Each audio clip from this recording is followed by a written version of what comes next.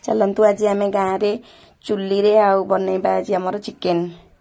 मुझे चुली रे बनईनी आज मो भौणी मोर आज चुली रे चिकेन बनैबू आम पियाज अदा रसुण ए गोल्डन ब्राउन कलर है पर्यंत भाजी नेलु तापर आम ए टमाटो देकी भाजी नेलु आउ किछि मसला पकेनु एबे एतिकी कलर आछि टमाटर देखंदु आम ए 2 किलो चिकेन रखिथिलु धोईकी ताकू एबे पके नेलु 2 किलो चिकेन एबे आम कसी नबु चुली रे टिके मते रोसई कला बेले लागी जियो बोली भय लागी सेति पय भौणी एबे रोसई करछि 2 किलो चिकेन आम एबे भल भाबरे कसी नेलु ताकू आलू एबे पके नेलु आलू सहित एबे आम आलूटा आगे छाणी देथानु किंतु मन नथिला पछरे ताकू पके देलु एबे आलूटा भी सिझी गलानी चिकेन सहित आम मसलाटा एबे पछरे दउछु चिकेन मसला एबे दे दिलु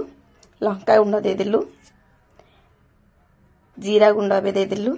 एबे आमे भल भाबरे सब मसला को कसी नबो अलगा आ किछि भी मसला नाही ए तीनटा मसला आ लास्ट को आमे टिके गरम मसला दे दउछु